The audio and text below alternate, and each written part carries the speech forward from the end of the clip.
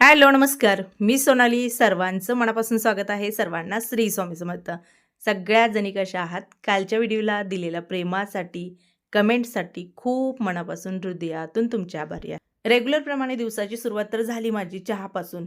काल कमेंट होते, की दादाला नाव ठेवताना आपणच चहा पिते. तर ताईनं तो एक्स्ट्रा झालेला होता चहा आणि मग चहा काय करायचा आता एक्स्ट्रा झालेला? ओतून देण्यापेक्षा पिलेलं बरं बघा. ते गावाकडे एक म्हण आहे, खाऊन माजावं खरं टाकून माजू नये. मग मला असं वाटलं, की ते टाकून देण्यापेक्षा आपण पिऊन हे केलेलं बरं. बरोबर आहे तुमचं ॲसिडिटी वगैरे होते, पण ते टाकण्यापेक्षा बेस्ट आणि ते मला अंदाज आलेला नाहीये.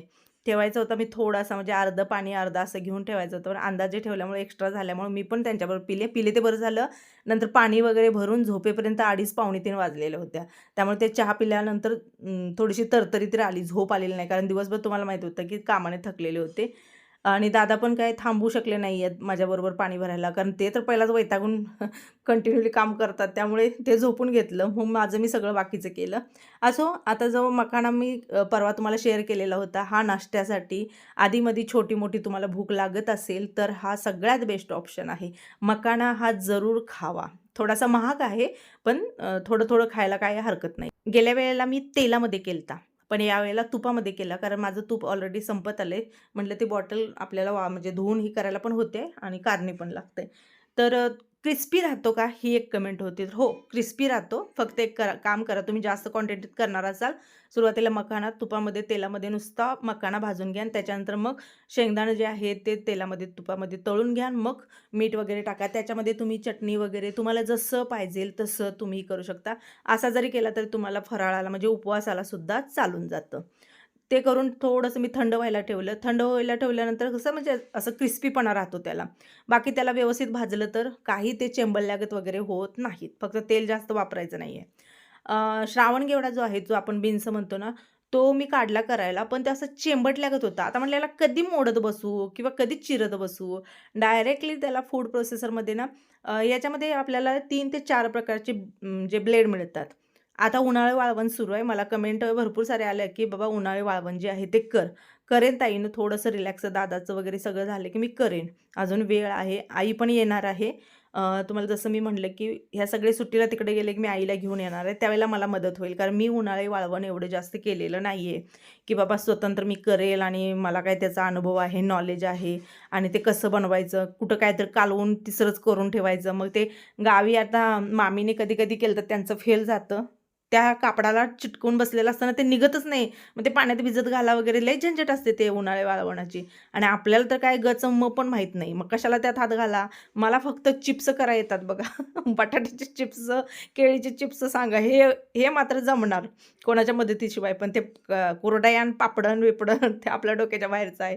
तुम्ही कायम बघितलेलं आहे. तिथं तर जागा नव्हती आणि इथं जागा असून माहीत नाहीये त्यामुळं आई आली ना, मग मात्र मी आई आल्यानंतर एक 4 ते 8 दिवसात माझं जे काही उन्हाळी वाळवण आहे ना, ते क्लिअर करून घेणार. मी कधी गावी गेलते तुम्हाला आठवत असेल, जुन्या व्हिडिओमध्ये शेअर केलेलं आहे. आजी आलेली होती, आई होती. आम्ही महिनाभर गावी होतो ना सुट्टीला, त्यावेळेला तिथं केलेलं होतं. ती आजी होती, तिथं त्या दोघींची भांडणं. आजी म्हणायची, "नाही, तू एवढं पाणी नको होतं." आई म्हणायची, "नाही, तुला येत नाहीये, हे एवढंच पाणी लागतं." असं त्या दोघींचं भांडणं बघितल्यानंतर मी विचार केला, की बाबा ही खरंच खूप रेसिपी अवघड आहे का? कारण दोघी पण वयस्कर आहेत. दोघी पण सगळं करतात. पण दोघीचं दोघीला पण माप नाहीये आणि एकामेकावर ओरडायच्या, की माप बिघडेल, मग चुकेल. तेव्हापासून कळलं, की बाबा पर्सनली काही करण्याजोगं काम नाही. त्यांनीच हलवलं, त्यांनीच रगडलं, त्यांनीच हे केलं. मी त्यांच्याकडनं फक्त करून घेतलं. त्यामुळे मला काही त्या प्रॉपर रेसिपी माहीत नाहीत. असं आज नाश्त्याला ना मस्त असे पोहे बनवले. पण प्रॉब्लेम एक होता, की पोहे खूप कमी होते. मग त्याच्यामध्ये थोडासा वाटाणा, बटाटा सॉरी टोमॅटो, कांदा असं थोडं-थोडंसं ते घालून क्वांटिटी वाढवली. कारण कधी-कधी ज्यावेळेला असं होतं ना, की आपल्याकडे कमी असेल तर कांदा भरपूर वगैरे घालायचा. आता ते खात असेल तर ठीक आहे. काही ठिकाणी नुसतं प्लेनच लागतं. आणि त्याच कढईमध्ये मी बनवलेलं आहे बीन्स. मला सुरुवातीला वाटत होतं कसा होतोय, काय माहिती एवढं आता बारीक कट झालंय, चव बिघडते का? तर काही नाही. खाताना सेम चव जे आपण कटिंग केलेला, चिरलेला बीन्स असतो तसंच. फक्त दिसायला हे वेगळं. आणि पहिल्यांदा मी ज्यावेळेला आहे ना म्हणजे काढलं आणि पोरांनी बघितल्यानंतर पोरं मला काय म्हणतात, की "मम्मी हे जे दिसत आहे ना आपल्या ज्या ज्या साली काढल्यानंतर दोडक्याच्या साली काढल्यानंतर जी भाजी दिसते ना तशी दिसत आहे." आज पण सकाळी मी बनवलेली आहे ज्वारीची भाकरी. ज्वारीची भाकरी म्हणलं की आरू आणि किट्टू दोघं पण नानू नानू करतात. मी हातातल्या अंगठ्या काढते. मला कमेंट होतं की बाबा ह्या राशीनुसार घातलेल्या अंगठ्या आहेत, मग तसं चालतं का? चालत नाहीये. एकदा घातली की ती अंगठी काढायची नाहीये. तसं काही नाहीये ताईनो. मी तर आता तुम्ही बघताय कधीही असं असेल तर मला जर वाटलं, कारण मला एक म्हणजे एकदा दोनदा कमेंट पण आलेले होते की ताई शक्यतो अंगठ्या काढत जा आणि मग तू पिठामध्ये हात घाल. बरोबर आहे, कारण का आपण दिवसभर काम वगैरे करतो, त्याच्यामध्ये आतमध्ये कुठेतरी घाण वगैरे अडकते आणि मग तेच सगळं जेवणामध्ये जातं. तेव्हापासून ना मी पूर्ण काढून ठेवते. काय ते फायदा तोटा किंवा चालतं न चालतं हे बघत बसायचं नाही. आपल्याला जिथं वाटतं ना हे योग्य आहे तीच गोष्ट करत राहायची. असं दादाचं आवरलं, त्याच्यानंतर मग त्यांना नाश्ता वगैरे सगळं दिलं. थोडंसं जास्त खाऊ घालून पाठवते, कारण दुपारी पण लेट जेवतात, कारण ऊन भरपूर आहे, पाणी भरपूर पितात, त्यामुळे जीव वाटत नाहीये आणि मग तेवढा वेळ बिन जेवता राहणं पण योग्य नाही ना. तर स्वयंपाक झाल्यावर नाश्ता करायला बसले. गरम गरम नाश्ता केला. ते तिथं झालेलं ती गरमी आणि इथं गरम गरम नाश्ता, ते आणि जास्त गरम व्हायला लागलं. भयानक उकडायला लागलेलं आहे आता. मी ह्या टायमिंगला सकाळचं जर बाबा 8च्या दरम्यान जर स्वयंपाक करताना माझा घाम पडत असेल तर मग दिवसभर काय अवस्था असेल. म्हणजे काय उलटाच प्रकार. आज तरी मला असं झालं बरं का, काल नाही झालं पण आज तरी मला झालं की मी स्वयंपाक बनवते आणि मला खूप सारा घाम आलेला आहे. आणि जेव्हा गरम गरम नाश्ता आपण करतो, पोहे गरम होते ना, गरम गरम नाश्ता केला ते जास्तच व्हायला लागलं. आणि ते व्हायला लागलंय पण ते खाल्ल्यानंतर काहीतरी चहा लागतो ना, म्हणून वरण आणि चहा प्यायला लागल्या गरम गरम, त्यांना आणि जास्त गरमी व्हायला लागल्या. असं आता इथून पुढे सगळ्यांनी काळजी घ्या, कारण उन्हाळा माझ्या मते यावर्षी बहुतेक जास्त कडक आहे उन्हाळा, कारण अजून मार्च निम्मा सुरू आहे. लयच आहे ना. म्हणजे अजून अडीच महिन्यात ही अवस्था. हो, सँडलचं वन पडलं पायावर. कसं काय? नुसतं बाहेर नाही येता ना. ए बाबा उघड आहे. जास्त नाही, तिथून चालताना फक्त 15 मिनिटं लागतात. 15 मिनिटात एवढा प्रकार होतो. पट्टा असा पूर्ण तिचं सँडलचं हीच पडलेलं आहे, वनच पडलेलं आहे. अवघड आहे. विचार केलता म्हणजे गावाकडे जावं, कारण हिला सॅटर्डे संडे 2 दिवस म्हणजे सुट्ट्या येतात. त्याच्यानंतर मग सोमवारी पेपर आहे, सोमवारी पेपर, त्याच्यानंतर बुधवारी पेपर. माझ्या मते पाडव्यापर्यंत तुला सुट्टी लागते. पाडव्याला सुट्टी लागते. गुरुवारी पाडवा आहे. असं पाडवाजवळ येत आहे. पण तुम्हाला खरं सांगू, म्हणजे मी माझ्या ज्या आहेत त्या फिलिंग सांगते. पूर्वी एखादा सण म्हणला की जो उत्साह होता तो जर बघायला गेलं तर सध्या एवढा नाही वाटत. पहिला कसं सण आलाय मग आपली किती ही असायची, तयारी असायची, हे असायची, खूप गोष्टी असायच्या. पण आता तसं एवढं हौस वाटत नाहीये. काय कोणास ठाऊक का ह्या सगळ्या गोष्टी अशा बदललेल्या आहेत. तुमच्या बाबतीत बदललेत का? कारण बघा ना, पूर्वी लोक कितीही असायचे. आता मार्केट गजबजतात, मार्केटमध्ये लोक भरमसाठ जातात, भरमसाठ खरेदी करतात, पण तो उत्साह नाहीये. मी अजूनही म्हणते काय कारण सांगायचं, जे ते लोक त्याच्या कामाच्या ट्रेस, कदाचित ट्रेस असू शकतो. मार्केट एवढी भरलेली असतात जी पहिला नव्हती.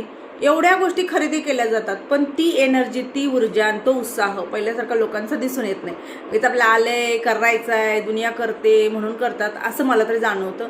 आणि माझंच जर बघायला गेलं तर सांगते मी, जो एक 6-7 वर्षापूर्वीचा जो काळ होता, त्या काळामध्ये जो उत्साह होता ना, तो सध्या नाही आहे तेवढा. भले आता सगळ्या गोष्टी आहेत, पण तो एक ऊर्जा म्हणतात ना, उत्साह, तो नाही आहे. म्हणजे मी आपल्या सणांचंच बोलत नाही आहे. आता जर लाईफस्टाईलच खूप बदललेलं आहे लोकांचं. काय म्हणली तिथे तू, काय म्हणते ती, जे ते आपल्या कामात बिझी. पोरं पण आता शाळेचा सिलेबस थोडा वाढलेला आहे. क्लास असतात, सकाळी जावा, क्लास स्कूल करा, स्कूल नंतर लगेच क्लास काय, सुट्टी असते त्या दिवशी पण पोरं काय काय अभ्यास करत असतात. तिनं पण हे उत्तर दिलं की मम्मी खरं आहे म्हणली.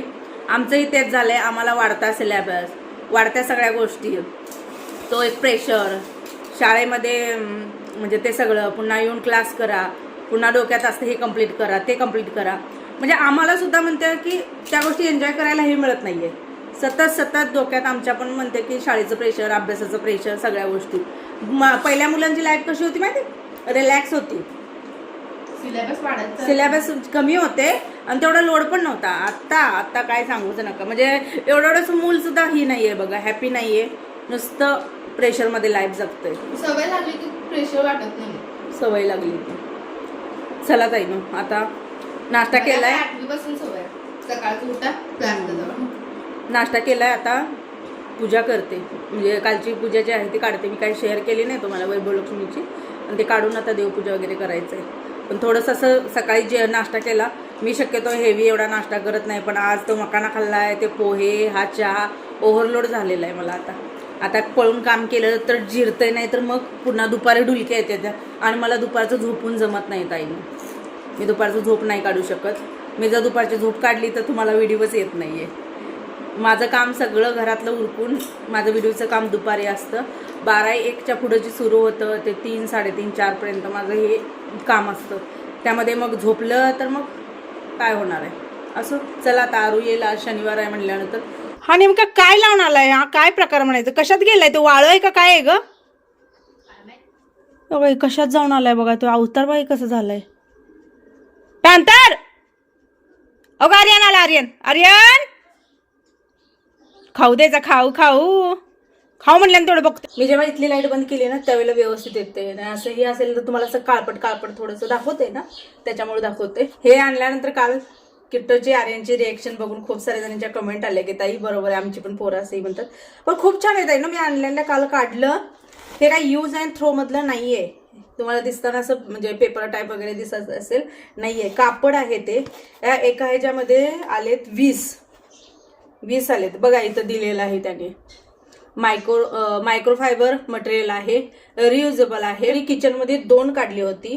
मी स्वच्छ पुसलं आणि पुन्हा वाळत घातलं. पुन्हा आहे तसंच व्यवस्थित राहिलं. आता देवघरासाठी 2 काढणार आहे, कारण इथं ना मी पूर्ण पुसते. मग इथले कापड मी सेपरेट केले ना, पण त्याच्यापेक्षा हे बरं आहे आपलं म्हणलं, कारण पुसलं, थोडंसं पिळलं, इथंच कुठंतरी वाळत टाकलं तरी पण होऊन जातं.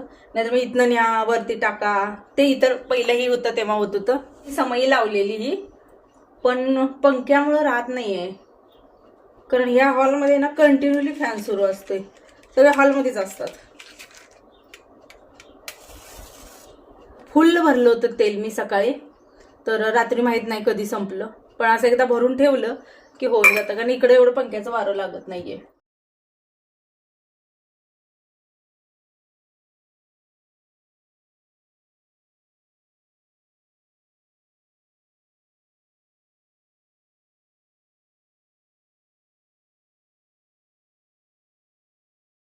फायनली आज ही एक कांडी लावली तर हा धूप संपला. एवढं घर भरून धूप म्हणजे धूर करतंय ना, आणि स्मेल तर काढायचा नाही. फुलं आणली बाळा, बघू.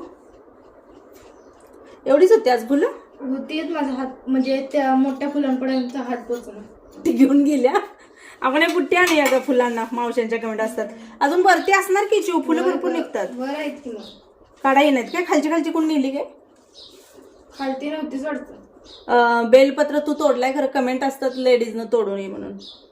मला कमेंट आहेत भरपूर, बेलपत्र लेडीजनी तोडू नये. माहित नाही आता मला तर, काय माहित. असं म्हणल्यावर लेडीज पूजा पण करत नाही. हा दीदी म्हणते असं म्हणल्यानंतर मग लेडीजनं पूजा पण करू. तर हे पण असते, पुरुष लोकच पूजा करतात. अगं आपल्यात पण पुरुष लोकच करतात की, पण आपल्यातली पुरुष लोक आळशी आहेत ना. काम काम काम. एक दिन पहिले ही बेलपत्र तोडकर रखे जा सकते. म्हणजे काय, तोडू शकतो आपण बायका, पण दिवस पाळू म्हणजे सोमवारचं तोडायचं नाही. परत काय चतुर्थी, अष्टमी, नवमी, चतुर्दशी, ये बाई, अमावस्या, संक्रांती, चतुर्थी, अष्टमी, नवमी, आता हे कोणी म्हणजे काय म्हणतात की कोणी लक्षात ठेवायचं हे. ज्यांची मान्यता, आपण तरी कशाला लक्ष देतो. एक कमेंट आलेली होती की आता पाडवा येत आहे, तर ताई मी म्हणजे सिटीमध्ये राहते, म्हणजे असेल पुन्हा मुंबईमध्ये, आणि गावाकडे ना सासू सासरे वगैरे त्यांची काय दीर जाव वगैरे असतील ते गुढी उभा करतात. पण आमच्या शेजारचे आम्हाला असे म्हणले की बाबा तुम्ही पण गुढी उभा करत जावा, तुम्ही पण सणसूद करत जावा. तर ताई काय करू आता, बघा हा तुमच्या घरातल्यांचा तुमचा निर्णय. तुमच्या घरातले तुम्हाला म्हणले करा तर करा. काही ठिकाणी म्हणतात ना की कशाला 4-4 ठिकाणी करतोय ना आम्ही, असं पण असतं. आता सागर माझा भाऊ तो कामानिमित्त इकडं आहे, पण सगळे सण टोटली सण तो इथं करतो. त्याला मीच सांगितलं की बाबा कर सण, गावाकडे पण आईबाप करू दे, तुम्ही पण करा, तुझ्या पण बायकोला वळण लागेल, तुला पण लागेल, तुमची मुलं पण ते बघून शिकतील ना. तुम्ही सणसूद करणार नाही, काय साजरं करणार नाही, तुमच्या मुलांनी काय शिकायचं तुमच्याकडून, काय बघायचं आपल्या रूढी परंपरा, तुम्ही करा. हा झाला प्रश्न आता आमच्यातला.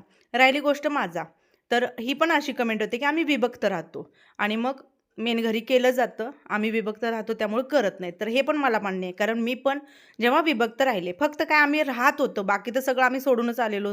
मग मी काय करायचे, की जो कुठला आपला सण असेल, जसं आता गौरी गणपती. गणपती मात्र मी विभक्त झाले तरी मी बसवत होते गणपती. पण जे गौरी वगैरे सगळं जे असायचं आरास मांडणं वगैरे सगळ्या गोष्टी करायला मी जात होते. सोबत संक्रांत माझी लोटकी वगैरे मी वाण वगैरे तिकडंच पूजायचे. त्याच्यानंतर गुढी तर आम्ही उभाच करत नव्हतो. कारण गुढी तिथं उभा होते करते तर आपण कशाला करा ते तर करतच नव्हतो. म्हणजे लक्ष्मीपूजन आणि गणपती ह्या 2 गोष्टी जर घरी केल्या तर बाकीचे कुठलेही सण मी स्वतंत्र कधीच केलेले नाहीत आणि हे कधीपर्यंत केलं नाही. कारण मी कधी त्या गोष्टी फोडलेल्या नाहीत. कारण मला असं वाटतं, की ते त्यांच्या लाईफमध्ये खुश आहेत, आम्ही आमच्या लाईफमध्ये खुश आहे. आमचा त्यांना काही त्रास नाही, त्यांचा आम्हाला काही त्रास नाही. मग काय काय गरज आहे शेअर करायची? पण आज थोडक्यात तुम्हाला शेअर करेन, कारण काही जणींचा समज आहे तो, की बाबा हे कर्जामध्ये गेले, लॉसमध्ये गेले आणि तिथून यांची नाती खराब झाली, तर नाही. कर्जामधून बाहेर आल्यानंतर आमची नाती म्हणजे व्यवस्थित झालती. ती कशी झालती? कारण माझं एक पहिल्यापासून आहे, की तुम्ही जर वाईट काळात असाल, तर तुम्ही स्वतःहून कुणाच्याही दारात जायचं नाही. कारण तुम्हाला त्यावेळेला वाटतं, की माणसात जावं. पण प्रॉब्लेम असा होतो, की समोरच्याचा गैरसमज होतो, की यांना आता गरज आहे म्हणून हे आलेत. त्यामुळे मी 3 वर्ष कोणाकडे गेली नाही, कोणाशी कॉन्टॅक्ट ठेवला नाही, कोणाशी बोलली नाही, चालली नाही आणि समोरचे कोणीसुद्धा म्हणजे आले पण नाहीत, विचारलं पण नाही. हे झालं. पण ज्यावेळेला चांगला काळ सुरू झाला आणि त्याच वेळेला मी तुम्हाला वैभवलक्ष्मी व्रताची गोष्ट शेअर केलेली आहे बघा. तर त्या वैभवलक्ष्मीच्या उद्यापनाला मी सगळ्यांना पुन्हा बोलवलं. 3 वर्षात जी काही माणसं दूर गेलती, अगदी तोंडसुद्धा आम्ही बघत नव्हतो. ती माणसं त्या वैभवलक्ष्मीच्या उद्यापनाला एकत्र आलेली होती. आणि तिथून जी आली वैभवलक्ष्मीच्या उद्यापनानंतर थोड्याच दिवसात, एका वर्षातच ते आपलं आधीचं घर झालं. त्या घराच्या वास्तुशांतीला सगळे होते. त्याच्यानंतर 2 वर्ष सगळं बेस्टच होतं. पण पुन्हा काहीतरी असा एक टर्निंग पॉईंट आला, की जिथं पूर्ण संपल्यात वाटलं. त्याच्यानंतर मात्र मी आईला फोन केला. म्हटलं, "मला गौरी पाहिजेल बाई. मी आता काही कुठं जाणार नाही. मला सगळं माझं मला करायचं आहे." ती म्हणले, "माझ्याकडे तर गौरी नाही आहेत आणि आपल्याकडे जर गौरी नसतील तर आपण देऊ शकत नाही." मग माझ्या चुलतीने मला दिल्या. मग तिथून मी सगळे सण सगळे टोटली केले. फक्त गुढी तेवढं नाही उभा केली. पण तुमच्या पण कमेंट आल्या, की "बाबा का करत नाही गुढी उभा?" मग त्याच्यानंतर गुढी उभा करायला चालू केले. सांगणं एवढंच आहे, की मी सुद्धा बराच काळ केलेलं नाही. म्हणजे बराच काळ केलेला नाही आहे. पण मी कुठेतरी जाऊन करत होते. पण तुम्ही तसं नाही ना. आता गावाची तिकडं, तुम्ही इकडं. करा सगळं बिंदास. आता सागरवरनं तर तुम्हाला सांगितलं मी, सगळं छान आहे. तरी पण करतात. करा बिंदास. चला सर्वांना श्री स्वामी समर्थ.